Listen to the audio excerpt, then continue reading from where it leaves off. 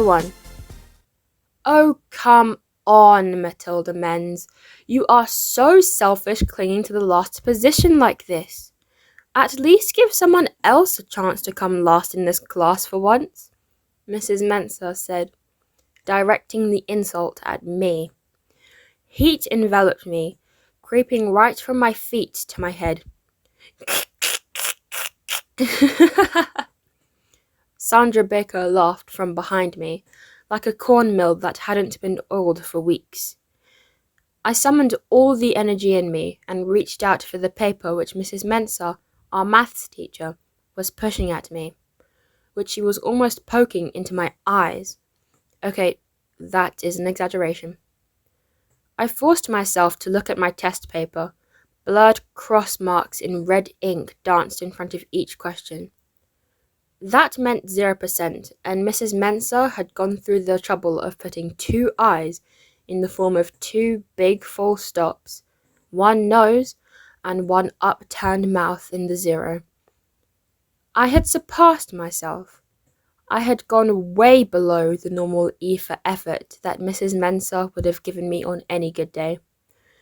My seatmate, Beryl Tago, craned her neck like a giraffe to try to peek at my scores, so I quickly turned my paper over, but it was too late.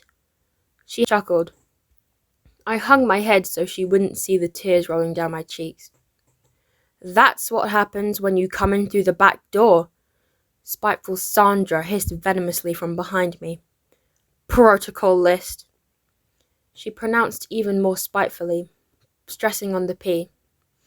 I shrunk into my chair, feeling smaller and smaller with each passing second, until I felt like an ant. The whole classroom loomed above me.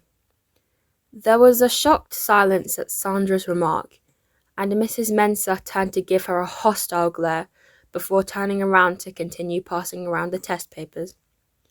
My mind raced back to that embarrassing day when Sandra learnt I was on the protocol list.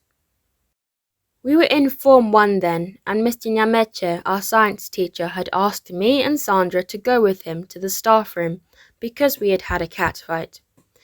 As usual, it was Sandra who started it all. It was she who snatched my science test paper from me and started to snicker. I reached out quickly to take my paper back, but she hid it behind her.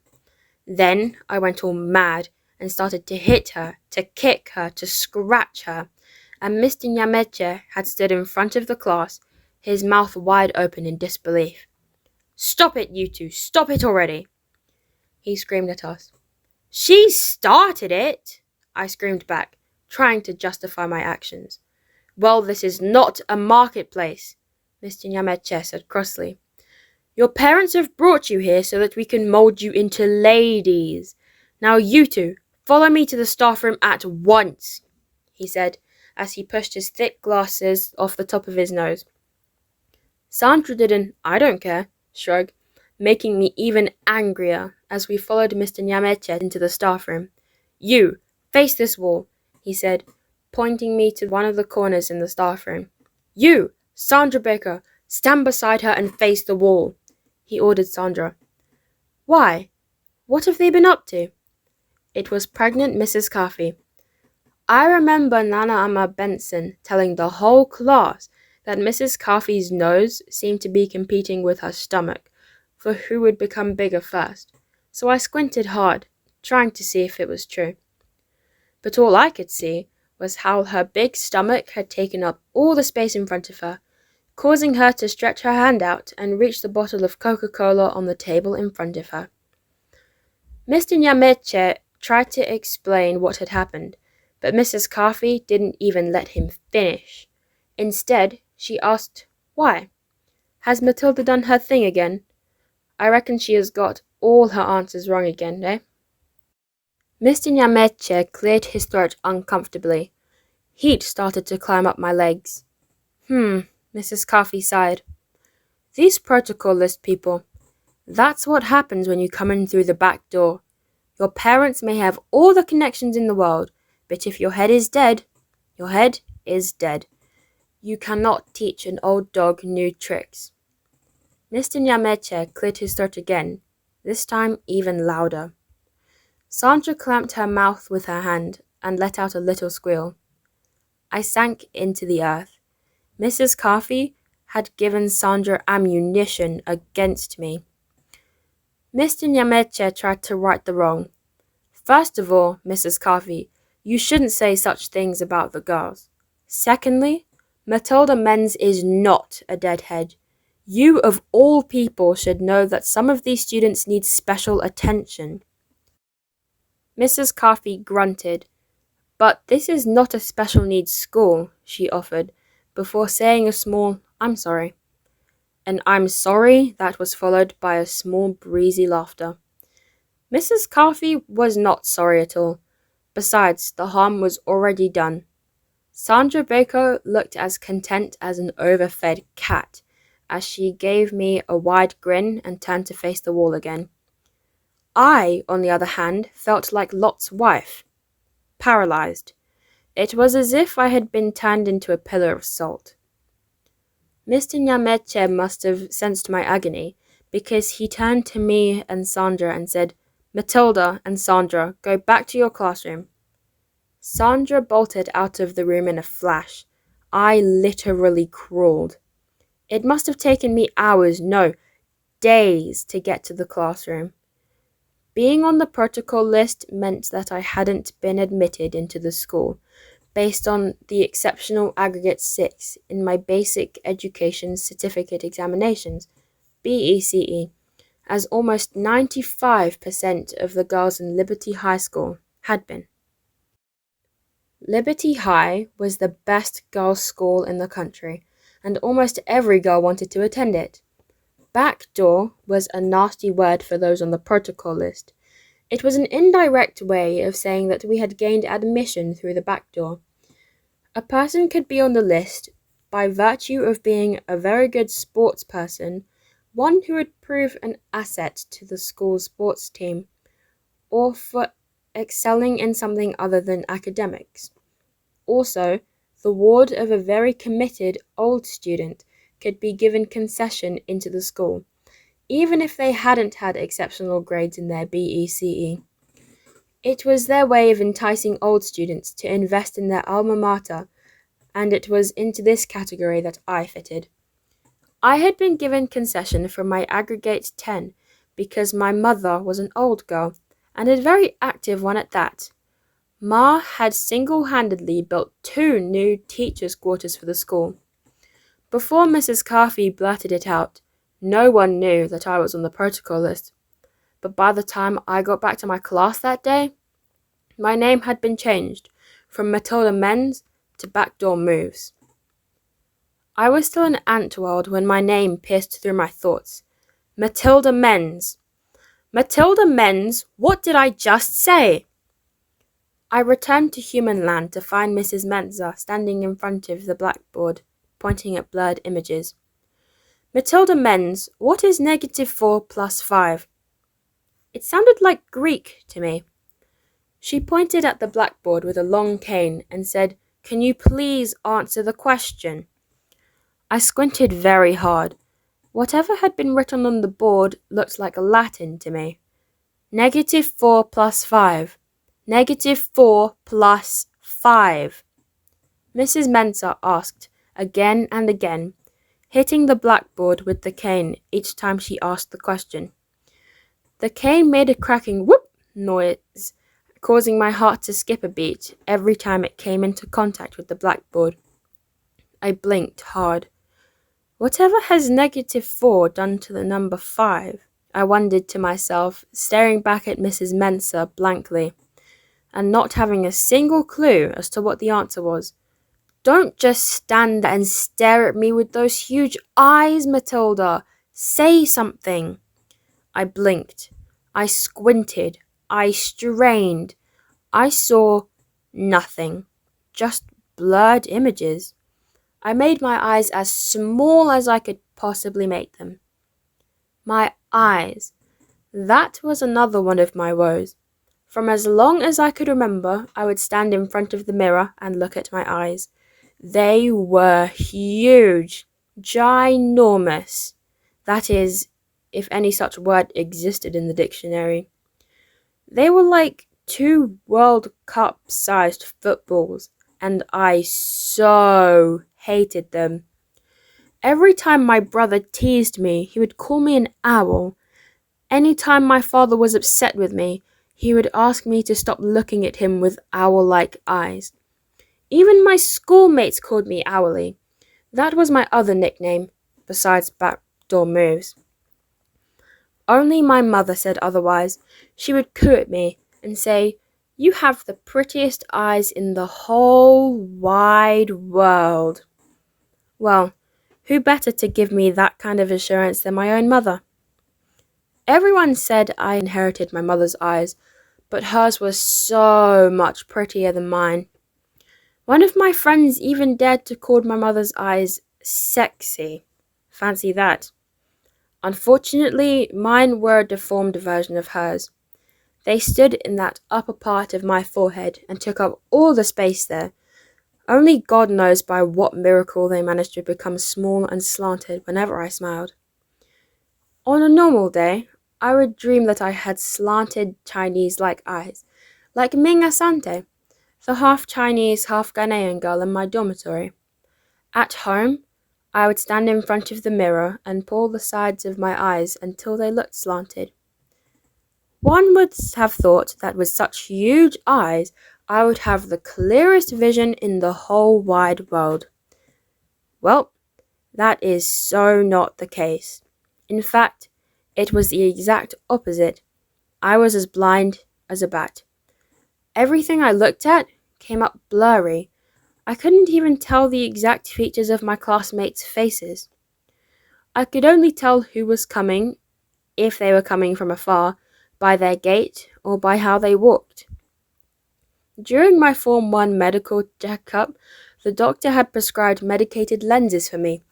Now that was plain disastrous. I looked horrible all by myself. There was really no point in compounding the problem by putting on any lousy pair of glasses. Indeed, I protested vehemently and tried to convince my parents that my eyes weren't as bad as the doctor said they were, that I had no need for spectacles, but my mother was having none of it. Then, as fate would have it, the day before we were to visit the opticians, someone came into our house bearing the news that my father had been involved in a bad car crash. It was so serious that my father had ended up in a wheelchair. From that time onwards, almost all my mother's attention was focused on getting father to walk again. Somehow, whether it was a lucky thing for me or not, the issue of spectacles never came up again. Mrs. Mensah continued to hit the blackboard with the cane. -4 plus 5. -4 plus 5. Her voice rose impatiently, getting angrier and angrier as she repeated the question.